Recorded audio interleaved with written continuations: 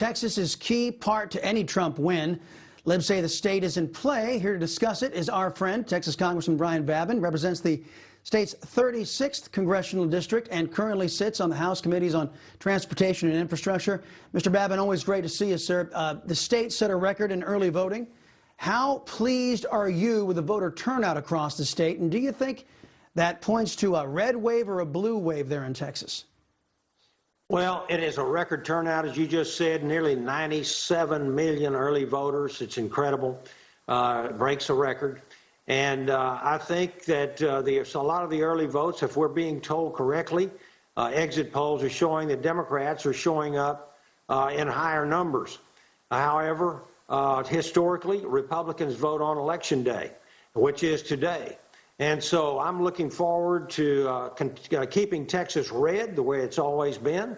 I will say that Texas has changed over the last few years because of the immigration of people coming in from California and Illinois and New York and other states, fleeing those policies of their Democrat governments there, their state governments, and yet bringing their Democrat voting habits with them. That's been one thing. Also, we've had many illegal aliens that have come into the state of Texas, had children, and those are anchor babies. And so we're having a little demographic change here. But let me tell you, even though we've lost some of the metropolitan areas, Texas is still extremely red rurally. And that is what we are counting on, those folks to get out and vote. And I think that no Republican president can win without winning Texas. We haven't voted for a Democrat presidential candidate in Texas since 1976.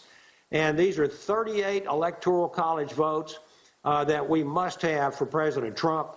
And I think I think we're going to see a Trump victory here in the state of Texas, and that our Senator Cornyn will win. And I think we're going to see a lot of these heavily contested, close races in the U.S. House the same way.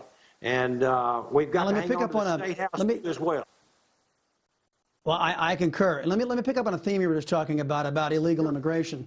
Because I remember during a State of the Union the president was giving about those who have been killed in Texas, California, Arizona, New Mexico, the border states, and beyond by illegal aliens who should never have been here to commit those crimes. The president just the other day designated November 1st as National Remembrance Day. And I remember when the president said this, the Democrats booed and hissed because they seem to be encouraging illegal alien crime to come in here and succeed, and we're not supposed to say anything about it.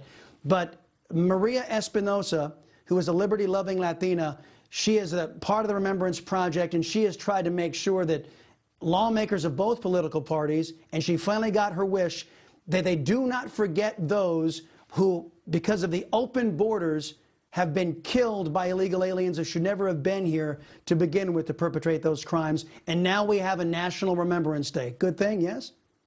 Absolutely a good thing. I know, Ms. Mendoza, I know a lot of these angel moms and dads and children who have lost loved ones to criminal aliens. This is what it's all about, Chris.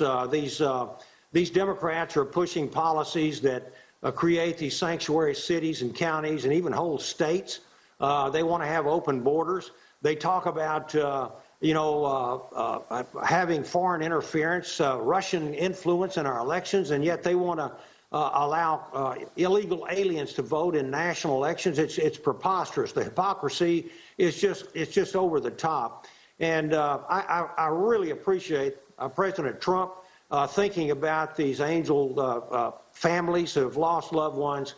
And these sanctuary cities are repulsive. It is unbelievable that people who live in these cities and counties and even states like California can continue to vote for local and state officials who continue to put criminal aliens ahead of their own citizens. Unbelievable. It's sad. And, let me tell you, if we don't win this election tonight, if President Trump's not in there, you'll have a sanctuary nation, Chris. That's what's going to happen. Oh, no kidding. Yeah, that wall certainly isn't going to get built, that's for sure. Last thing, your and my state is going to be under the gun if Biden wins. They're going to go after our energy industry. And you know, Congressman, it's not just the energy industry that suffers, it's all of those industries below the energy industry that support it that will also be losing massive jobs, massive layoffs, and it'll devastate the Texas, Pennsylvania, Oklahoma economies. There's no question about it, and that's what we learned. Of course, we didn't need to learn it in the second debate when Biden pretty much came out and admitted that he wanted to terminate the oil and gas industry. We knew it from before. His running mate is one of the sponsors of the Green New Deal, and that would be one of the biggest body blows to our economy, especially, as you said, Chris, to the oil and gas producing states. But it's not just oil and gas producing states. It's transportation. It's all the spinoff. Everything that's tangentially related to the oil and gas and energy business, our military, cars, trucks, you name it, pharmaceuticals, plastics. I represent the 36th district from Houston all the way to Louisiana, 9 counties. I have more petrochemical refining facilities and plastics manufacturers than any other district in the entire country. And it would be an enormous blow to my district in particular and to the entire country. And it would plunge us immediately into a recession. And we would be dependent upon the Russians and OPEC again. We under President Trump and the fracking revolution, we are now energy independent, and we need to stay that way. That's what makes us strong. That's what we should do.